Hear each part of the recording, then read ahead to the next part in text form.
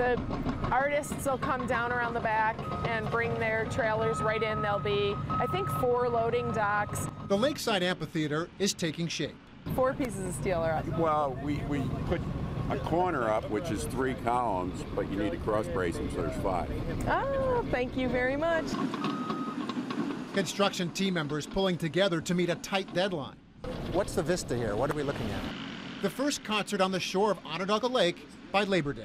Once it's all built and this is a concert night, is this sort of where we come in? Or yes, roughly? Yes. We passed the site where the box office will be, and that's a little bit of a walk. And I think people are going to be really surprised when they come through that new box office and make their way down here to this view of the lake that I myself had not seen until within this last year when we came out here. We brought the governor out here when we pitched this whole idea. And when folks are sitting on the lawn, which is being created right now, this slope, when folks are sitting on the lawn and they're at a concert, they're going to see the lake behind them. It's just going to be spectacular.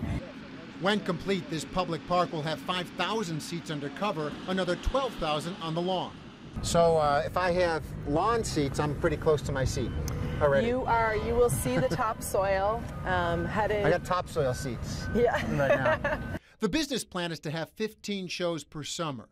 Fans of top artists that typically hit Saratoga or Canandaigua would come to Syracuse instead and make a weekend of it, including hotels, restaurants, shopping, and the concert. When people see that this is getting done, not knowing what's happening behind this hill, by the way, they say, why are you wasting our money on the amphitheater? We don't need to have concerts here.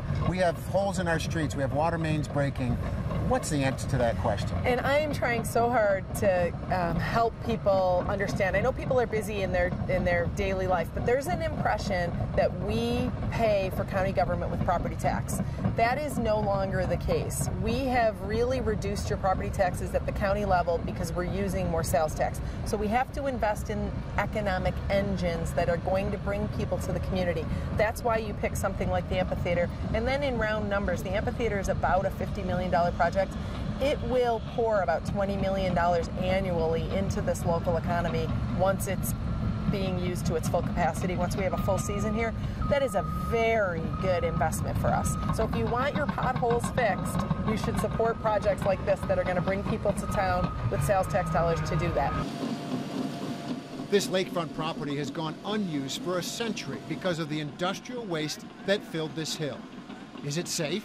As this gets turned up, and we see like little samples of this white chalky stuff. Yep. And some of that's probably the stuff that's been left behind, right?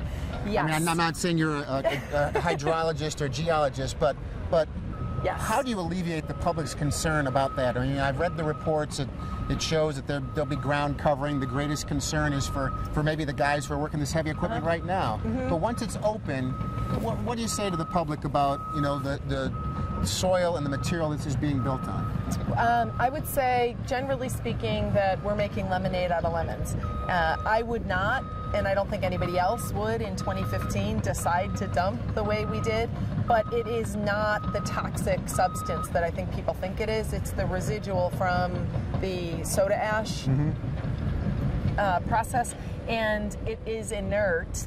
And the thing that should make folks comfortable is there is not a piece of land that has been more studied from the environmental groups, the EPA, the DEC. This is a Superfund site, and we know what's here. There are monitors all over this site monitoring the air quality. The workers have the monitors right on them to make sure that their own personal environment is safe.